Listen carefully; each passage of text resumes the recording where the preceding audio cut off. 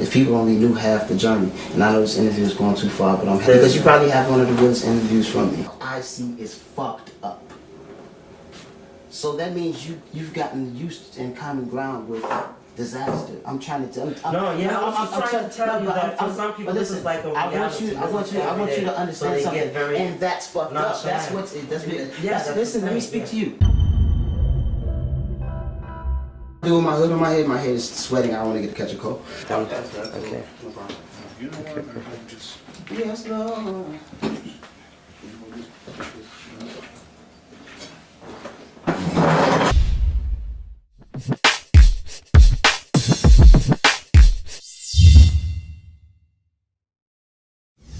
Congratulations, it's a great pleasure. I'm sitting next to BJ, the Chicago kid, a very accomplished, amazing vocalist. He has just performed in Munich. That was the kickoff to your world tour off of your new album. So how has it been?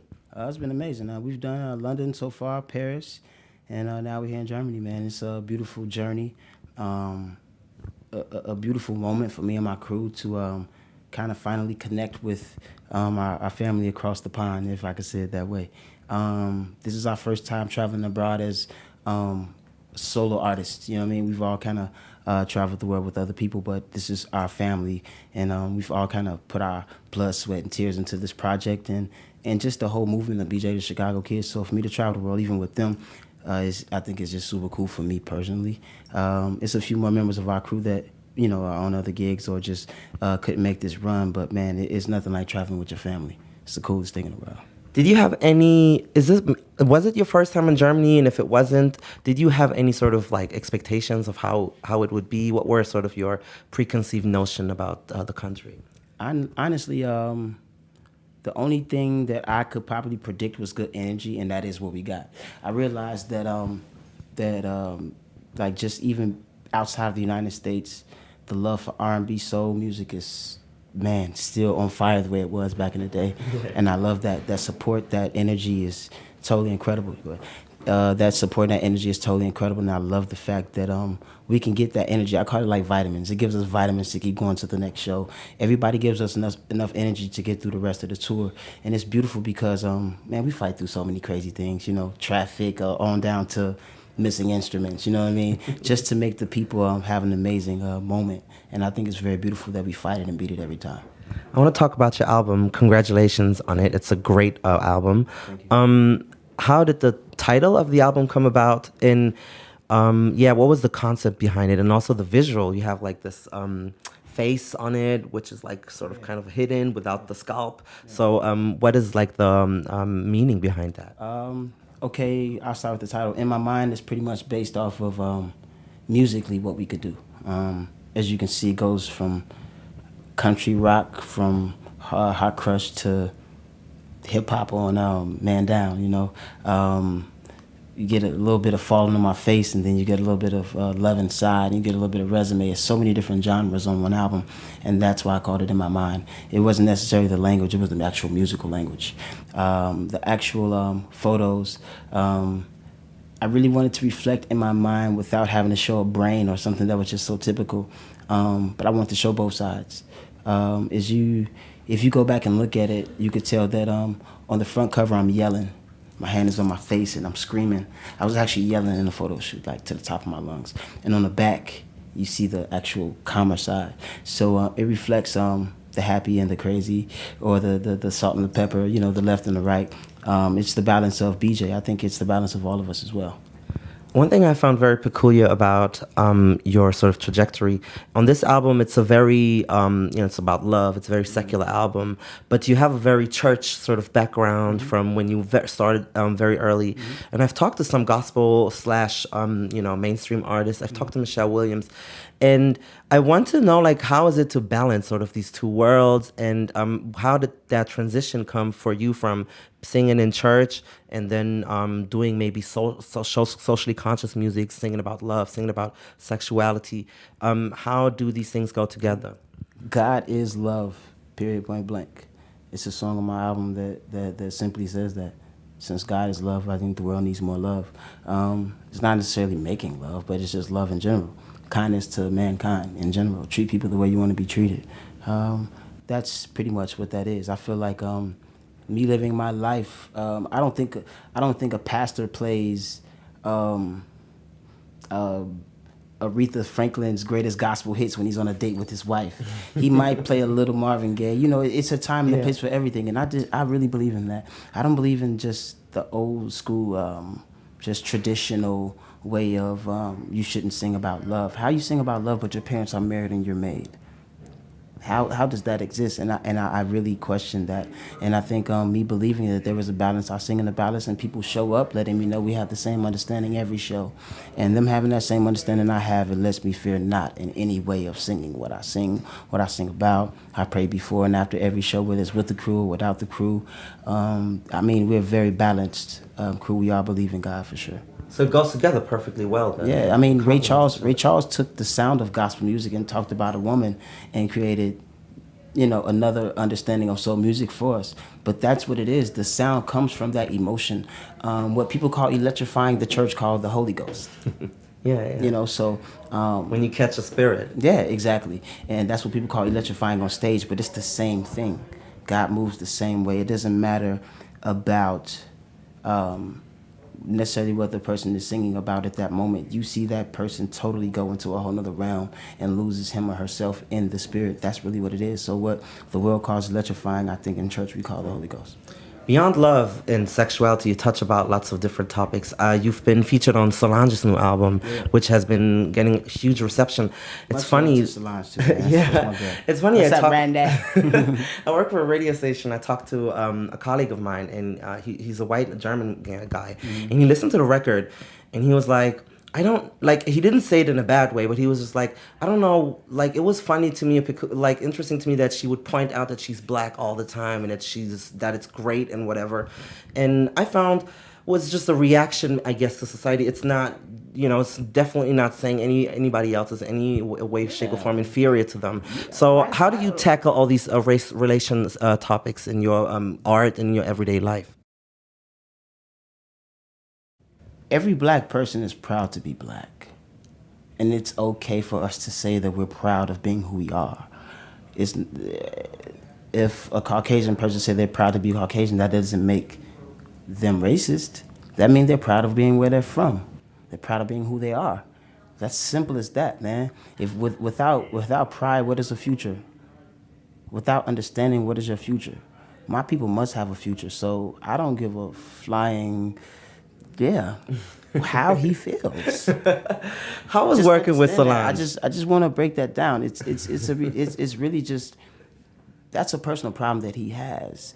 Me understanding. He was super sweet. He was just a little surprised. But no, I'm gonna tell you, man. Yeah. For one person to have a microphone and a soapbox and have a platform to people to understand what they want to say, he has the total audacity to turn it off. He has the total control to turn it off. That's the beautiful thing about the world. You don't have to listen to what you don't have to listen to. And then you won't have anything to comment about. But for someone to be proud of who they are and for someone to be like, why are you always proud of who you are? Kiss my ass. Sorry. Talk about the working process with Solange. It got great reviews. And did she call you up? Did you just bump into each other? She reached out, man. She's a beautiful soul, man. That's why I stand up for her and anyone else that are proud of being who we are. She's a beautiful soul, man. She wouldn't hurt a fly, bro. So understanding her cause, her meaning, who she really is, getting to know her, it makes me fight for her even more. So I tell the guy, I can't kiss my ass. But musically, it was also a great... Beautiful. I love it. I love the other songs she had as well, besides the songs that I'm on. I just think she's very dope, and it's a beautiful time for her to be, releasing music, and even me being a part of it. So let us know how this happened. So she calls you, she says, I have this song called whatever, let's do music together. She reached out via social media. You know, social media sometimes leads to a lot of negative things, but this was very positive. She reached out via social media, and we were trying to get together for some time. Our schedules were clashing for a minute, but then we finally got together, and it wasn't one particular song that she wanted me on. We just listened and vibed and figured it out. I think that's what you do when you have two kindred spirits that just really get it, and have a vibe and just, man, believe in each other and want to support. That's what it is, man. Was that the same way you linked up with Chance and Kendrick for your own album, In My Mind? Yeah, anybody else that I work with, I believe it's very organic and it's very natural. No unicorns pop out of the sky, no glitter, no stars land in the room and open up and we find gold treasures. Just, man, just friends getting together like you and I are in the same room right now. When I saw you on stage, I don't know if you've ever gotten this, but I felt like sometimes, and that's a great compliment because I love Mario, you sounded like a little bit like him. Have you ever gotten that? Have people compared you to him or maybe other vocalists? I used to write for Mario. Oh, wow. Yeah, I'm like his big homie. So have you gotten comparisons before with other singers, or what are your inspirations maybe? Probably. I think we're all inspired from definitely some of the same people. And it's very important that you shine brighter than your inspiration so you don't become or be like the inspiration. You're just supposed to have the similarities or what you absorb from them, but you are not supposed to become, the inspiration, almost like the Kobe Bryant and Michael Jordan. After some point, you had to understand, okay, Kobe is Kobe Bryant, Michael Jordan is Michael Jordan. And you can tell that he's definitely inspired. He admits the inspiration, but at some point you have to understand that Kobe's work ethic has pushed him to be Kobe Bryant. So when you were young in Chicago, like, who were you listening to? I'm thinking of maybe an R. Kelly. He's like the most obvious one. Or what some of the people that you in your environment?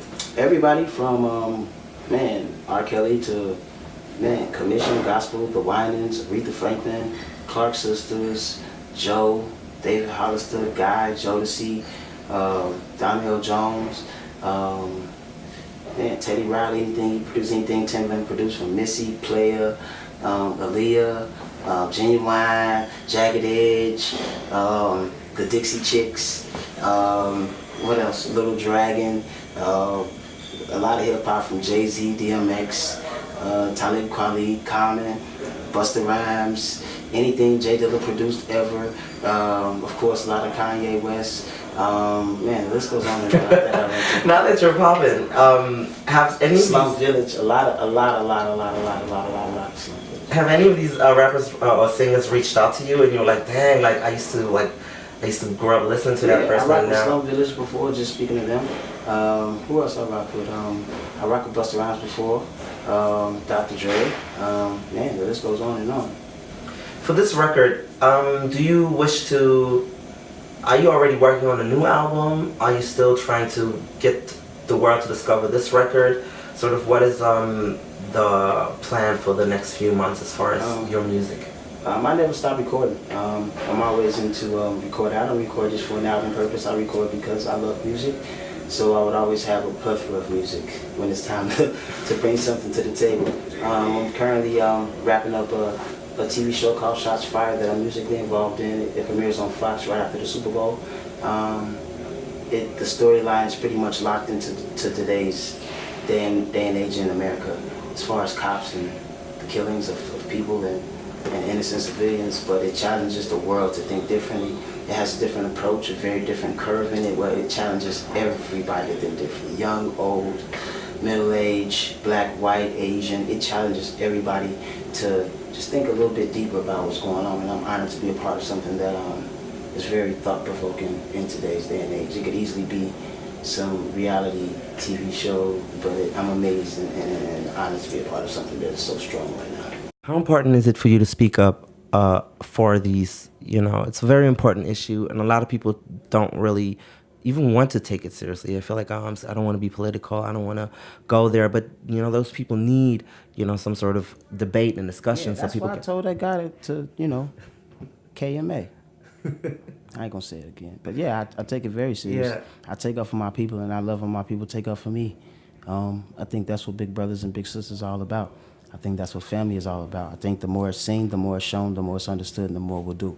Simple as that. What can we do maybe as people? What do you try to do to make this world a better place? First, I don't know what the solution is beyond love and more love and people understanding what real love is and separating personal issues from actual real issues. I think that's the world is full of confusion on that side. I don't know the cure beyond love and God, bro. I really don't, because the things that I see is the things that are far beyond my imagination. Who would ever thought 2 planes would fly into a building? Whoever thought somebody would shoot up a club in Paris? Whoever thought somebody would shoot up a club in Florida because...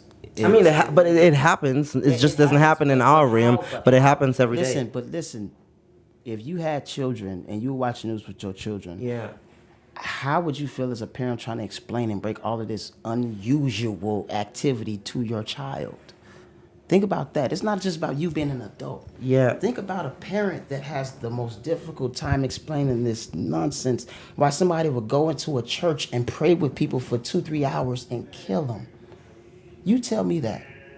My father's Nigerian, so that's their reality. So but beyond that, I'm talking about losing all nationality, losing all race. We all just think of all of us as blue. Yeah. Why is it acceptable for a man? And then once you know you've caught the guy that has killed these 11 people, he has less time than a cop that kills a black man that has his hands on the steering wheel or that's outside of the car with his hands up. Yeah. So you asking me how to justify that when I'm just as fucking blown as you are, man. Regardless of the reality of your father and what you understand and how you grew up, erasing what my father has saw, erasing what my grandmother has saw, what I see is fucked up. So that means you've gotten used and common ground with disaster. I'm trying to. I was just trying to tell you that for some people this is like a reality. I want you to understand so they something. Get very and that's fucked up. That's what's. Listen, let me speak yeah. to you. That's what's being ignored. That's not right. For you to get used to that, that's not right. I'm not used to people dying in Chicago even now. It's not right. When you accept something, it grows. You accept fungus, it grows. You accept fungus, it grows. Any problem I've ever had growing up, my father taught me to stop it. You address it, whether it's uncomfortable or not. And the more uncomfortable it is, probably the better it is to address. That's a sad thing, though, because it happens so often that people get so like, oh, another shooting, another thing. I never get used to somebody. Listen, I will never get used to somebody slapping me in the face. Never. No, that's right. Never. That is and strong. that's the exact comparison to someone not standing up for themselves or someone continue to. I tell you what, if I grew up in a single parent home and my mother had a boyfriend that beat her and I'm 13 years old and I know my dad died and that gun was in there, I would shoot him. You beating my mother. And you know you're only doing it because there's not another man here. If there was another man here, you know you wouldn't do it. So I'm going to man up real quick on you. And I'm going to tell you what, a generation that thinks like that, we have to be cautious of what they see because they never forget. I don't forget what my parents told me that they lost and how they had shortcomings because of their race and because of their color of their skin or who they were or where they were. I remember that. You don't think I enjoy being in Germany to break the rules that they've never been able to see? They've never been able to touch here. You think I'm going to lay out on this floor and rub this wall? Yes. And my kid's going to come and kick ass in a bigger venue than this. That's how this is going to go. I refuse to fold. I will never fold. I think that's why my team rock with me, because they don't fold. And people will feel it.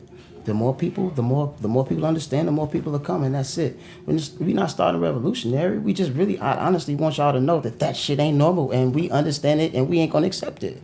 That's it. It's not. It's nothing more, nothing less. So it's no sound bites in this. The whole fucking thing is a sound bite. It's not one piece. It's just the reality of it. You do not accept something that is abnormal like that. That is not cool, man. Yes, I grew up listening to hip hop, but I'm not an advocate of killing my own people either. I'm not an advocate of that. I'm not an advocate of killing another race. I sing R&B, man. I sing about love. I'm happy when my friend tell me he's engaged. I'm happy when a friend tell me he has a baby on the way. I'm a real regular person. Because I'm from the hood doesn't make me negative, doesn't take away my class. It doesn't take away my knowledge. It doesn't take away my intelligence. Honestly, I think more people in the hood are more intelligent than people that's not from the hood in some ways. Believe that or not. I tell you what, you put me in a chaotic street and then you put me on a peaceful street, I will make it home.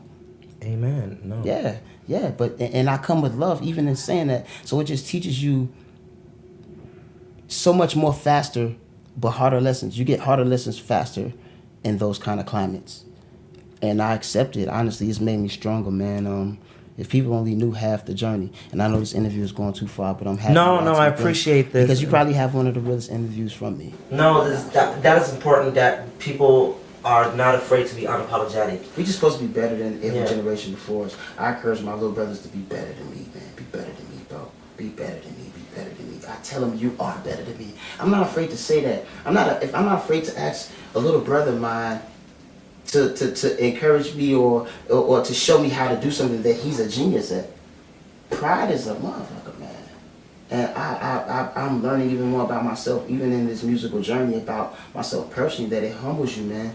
It teaches you people that go the extra mile for you, and you should do the same. Like, I believe in, like, doing people right. And I'm not perfect, but people know my heart to know if I fuck up, I just fucked up. I didn't kill him. You know what I'm saying? And I think you doing the right thing enough gives you that understanding if something bad happens. So I'm signing off. My name is BJ the Chicago Kid. My social medias is BJ the Chicago Kid. No numbers, no letters, is special spellings, no underscores. Simply BJ the Chicago Kid. I appreciate you. It was a great pleasure. Thank you so much, and have a great time on your tour. Appreciate it. Vielen Dank.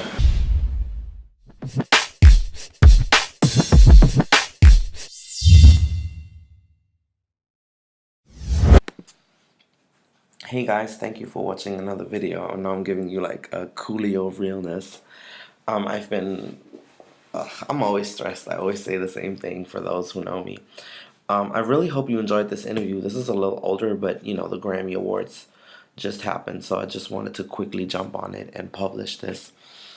I liked the interview, but honestly I hadn't listened to the record, so I couldn't really dive into the album talk like that. And therefore I wasn't all the way into the conversation, because I literally found out like 2 hours or something before that I was going to interview him, and I didn't have BJ the Chicago Kid on my radar like that, so I wasn't, I didn't, but he was great. It was an amazing, fiery conversation. I think I'm going to maybe chop it up and do some smaller parts, because I'm afraid maybe it will be unnoticed, or not so many people are going to watch it. If you've made it to the end of the video, I always ask about the favorite BJ the Chicago Kid, or the artist song. So I love Hard Crush, because they played that on Insecure, which is a great show. Yeah, but thank you very much for watching. If this is your first time watching a Malcolm Music interview, I love you so much. This is really just a hobby. Like, I don't really do this to become like get popping or get famous or like a subscriber. Like, I would love it if you actually like me, or you like my interviews, or you want to follow me, then I appreciate it. But it's not like, and that's why I don't really do it the way maybe I'm supposed to. It's not like I want to be a Scorpion show, or I want to be I don't know who are these people, or Charlemagne, or something. It's not like this. I want to do something more serious. That's why I'm studying and stuff. But again, thank you very much for watching. Drop a comment if you have seen it, if you've made it this far, and yeah, just show some love. Follow me on Twitter and Instagram and whatnot, and yeah, thank you so very much. And there's lots of different, like, I have one with Tory Lanez, Bryson Tiller. You should go and watch all of them. Yeah, obviously I can't let my hair be like, my hair right now, my hair in a video, I don't know what was my hair was like fried. I don't know, it was relaxed or something. It's a mess. That's why I actually have, I don't know, I think they call it twist, so I can get my curls back, because I don't know what I was thinking. I was just trying something. It just looked really a mess, but the conversation was so good. I don't know. It was a mess, and that pullover, I was so comfortable with that beard thing that I guys, please forgive me. Okay, I'm not the most vain person, so I don't really care. I'm not like trying to be like ankle supermodel, I don't. But yeah, even for my standards, who people tell me, you walk around like a homeless person sometimes, because I really don't be giving a fuck. I looked crazy, so, but please just say something nice so I can feel better about myself, because I don't want to feel some kind of way. But yeah, I mean, in the pants, they were like almost ripping apart, because my legs are so fat,